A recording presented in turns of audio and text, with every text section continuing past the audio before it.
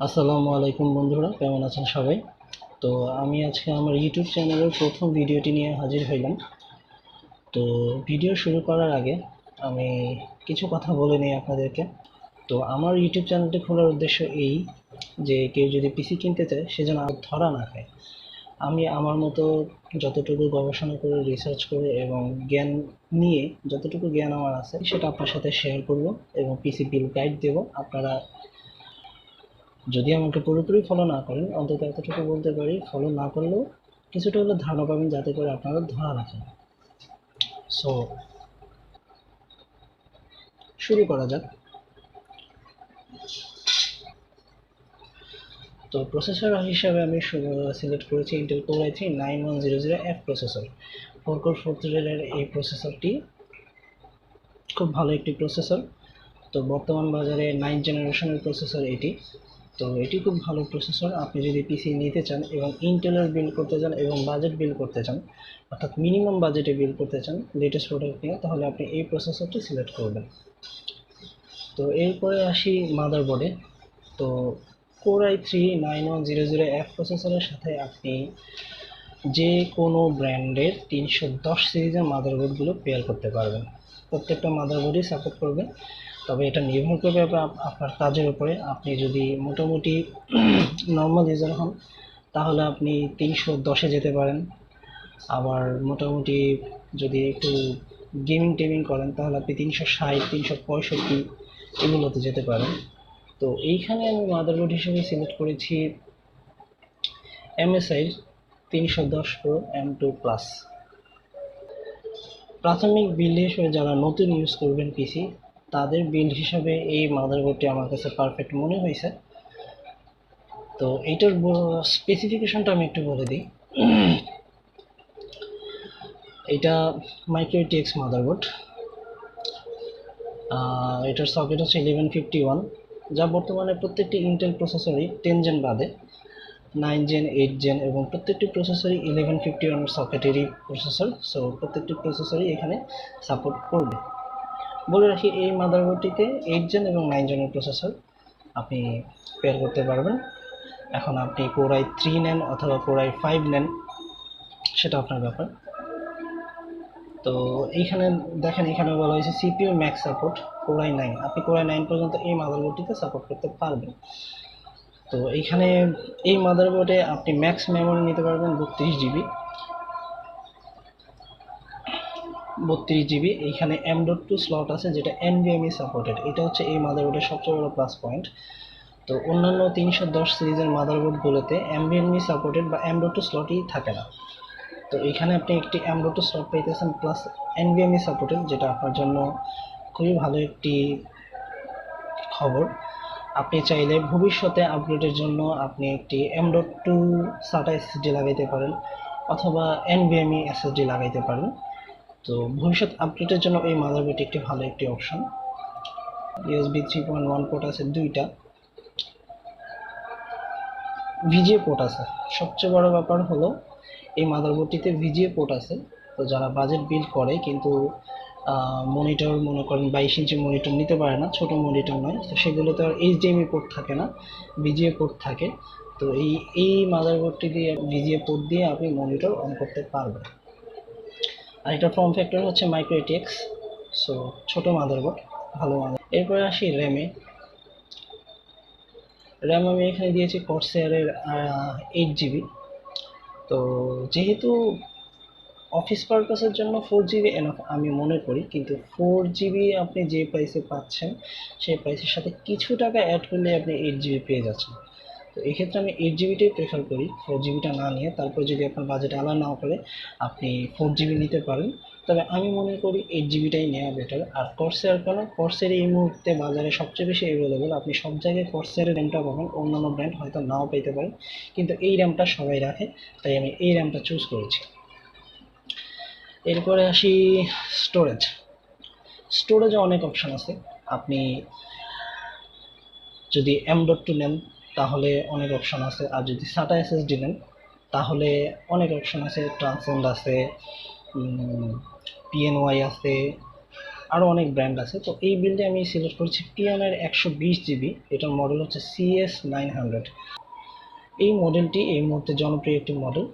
যদি আপনি ট্রান্সেন্ড না পান, যদি আপনি এই অন্যান্য ব্র্যান্ডের না পান, তাহলে আপনি এই মডেলটি নিতে পারেন। এই মডেলটি আমি মনে করি খুব ভালো একটি এসএসডি, আর এটাতে ডিএম ক্যাশ মেমোরি আছে, যেটাতে আপনি ম্যাক্সিমাম স্পিডটা পাবেন। ডিএম ক্যাশ মেমোরি থাকলে পারফরমেন্স বুস্ট হয়, এটা অবশ্যই আপনারা জানেন। যদি না জানেন, ভবিষ্যতে আমি একটা ভিডিও করে আপনাদেরকে বলে দেব। তো এরপরে আসি কেসিংয়ে, কেসিংয়ে না, পাওয়ার সাপ্লাইতে আসি। পাওয়ার সাপ্লাই খুব শর্টেজ এখন বাজারে। তো এই বিল্ডের জন্য 300 ওয়াটের একটি পাওয়ার সাপ্লাই আমি মনে করি এনাফ। তো যেহেতু পাওয়ার সাপ্লাই শর্টেজ, আপনি ওয়ালটনে খোঁজ নিয়ে নিতে পারেন যে এই পাওয়ার সাপ্লাইটা আছে কিনা। এটা 80+ ব্রঞ্জ সার্টিফাইড। অন্যান্য স্টক পিসগুলো যেগুলো কেসিংয়ের সাথে থাকে, সেগুলা ওয়ারেন্টি থাকে না বা কিছুই থাকে না। তো এইটার ওয়ারেন্টি আছে, প্লাস এটা 80+ সার্টিফাইড, আর এটার প্রাইসও কম। 300 ওয়াটের একটি ATX পাওয়ার সাপ্লাই। তো এইটা এই বিল্ডের জন্য এনাফ, আপনি নিতে পারেন। এই বিল্ডটা খুব সুন্দরভাবে চলবে এটা দিয়ে। তো যেহেতু আমি এখানে এই প্রসেসরটা সিলেক্ট করছি, তো এই প্রসেসরটা ভিডিও কার্ড বা গ্রাফিক্স কার্ড ছাড়া মনিটর আপনি অন করতে পারবেন না। তো সেক্ষেত্রে আপনার একটি গ্রাফিক্স কার্ড লাগবে। তো গ্রাফিক্স কার্ডেরও অনেক অপশন আছে। আমি এখানে যেহেতু বাজেট পিসি বিল্ড, তো আমি এখানে একটি লো প্রোফাইল গ্রাফিক্স কার্ড রাখছি। এটা হচ্ছে Zotac GeForce GT 17 2GB DDR6 graphics card. এটার প্রাইস হচ্ছে 4100 টাকা। তো এখানে অনেক কথা হইতে পারে, তো কথাগুলো আমি সামনে বলতেছি কেন আমি এই প্রসেসরটা নিলাম, এই প্রসেসরটা নিয়ে সাথে একটি গ্রাফিক্স কার্ড দিলাম, কেন আমি এই প্রসেসরটা কেন দিলাম। তো এইখানে জানার বিষয়টা হচ্ছে ইন্টেলের যে ইউএসটি গ্রাফিক্স বা বিল্ট ইন গ্রাফিক্স আছে, এই গ্রাফিক্সটা থেকে আপনি যদি গ্রাফিক্স ছাড়া প্রসেসর নিয়ে তাতে একটি লো প্রোফাইল গ্রাফিক্স কার্ড লাগান, তাহলে বিভিন্ন ওয়েবসাইটে আমি দেখেছি যে বিল্ট ইন গ্রাফিক্স থেকে লো প্রোফাইল গ্রাফিক্সে আপনি 10 গুণ ভালো পারফরমেন্স পাবেন।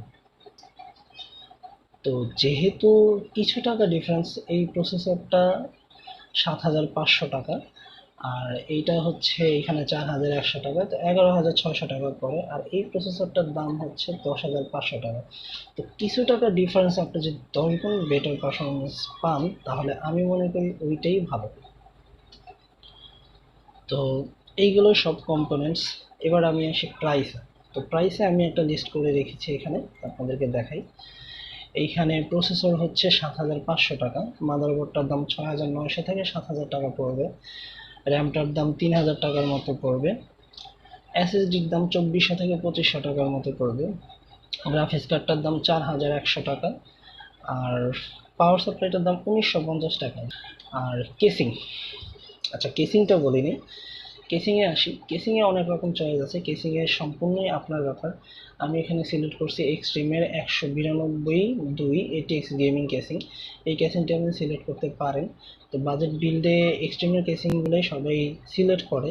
তো যদি আপনি এগুলো না পান, তাহলে আপনি আপনার মতো করে আপনার বাজেট অনুযায়ী আপনি যে কোনো কেসিং নিতে পারেন, কারণ যেহেতু এটাতে কোনো গেমিং হবে না, কোনো ভারী কাজ হবে না। সো এখানে আমি মনে করি যে হাই কোয়ালিটি কেসিং দরকার আছে। তারপর আপনি যদি লুকসের জন্য নেন, তাহলে এই কেসিংটি নিতে পারেন, অথবা এক্সট্রিম V3 আছে, ওইটা নিতে পারেন। এছাড়াও আছে গোল্ডেন ফিল্ডের G9B, ওই কেসিংটাও নিতে পারেন। তো এরপরে আসি প্রাইসে, আবার চলে আসি। তো এইখানে আমার টোটাল কম্পোনেন্টসে আপনার প্রাইস করতেছে 28400 টাকা।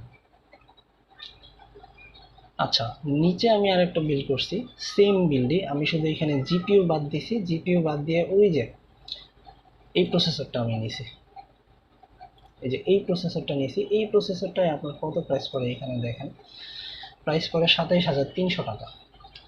তো ওইখানে আপনার প্রাইস পড়ে 28400 টাকা, আর এইখানে প্রাইস পড়ে 27300 টাকা। তো এখানে ডিফারেন্স হয়েছে মাত্র 1100 টাকা। তো মাত্র 1100 টাকার বিনিময়ে আপনি যদি গ্রাফিক্স কার্ডের 10 গুণ বেটার পারফরমেন্স পান, তাহলে আমি মনে করি এই বিলটা নেওয়াই ভালো এই বিলটার চাইতে। তো এই ছিল আজকে আমার প্রথম বিল্ড। তো আপনারা আমাকে সাপোর্ট করবেন। আর আমার উদ্দেশ্য তো সবাই আপনারা জেনে গেছেন, তারপরে আমি বলি আমার উদ্দেশ্য একটাই, কেউ যেন পিসি কিনতে যে ধরা না খায়। কারণ যারাই নতুন পিসি কিনবে তারা পিসি সম্পর্কে জানে না, তো স্বাভাবিকভাবে কিছু অসাধু ব্যবসায়ী আছে, তারা তাদেরকে ধরা খাওয়ায় দেয়, বিভিন্ন ধরনের লাভ করে। তো আশা করি আপনারা আমার সাথে থাকবেন, আর অবশ্যই লাইক করবেন, কমেন্ট করবেন, শেয়ার করবেন, আর কমেন্ট করে অবশ্যই জানাবেন আমার বিলটি কেমন লাগলো। আর যদি আমাকে ফলো করে কেউ বিল করে থাকেন অবশ্যই কমেন্টে জানাবেন। আর আপনাদের মতামত আপনি কমেন্টে জানাতে পারেন, এবং কোনো প্রশ্ন থাকলে কমেন্ট বক্সে জানাতে পারেন। আজকের মতো এই পর্যন্তই। আল্লাহ হাফেজ, সবাই ভালো থাকবেন। আসসালামু আলাইকুম।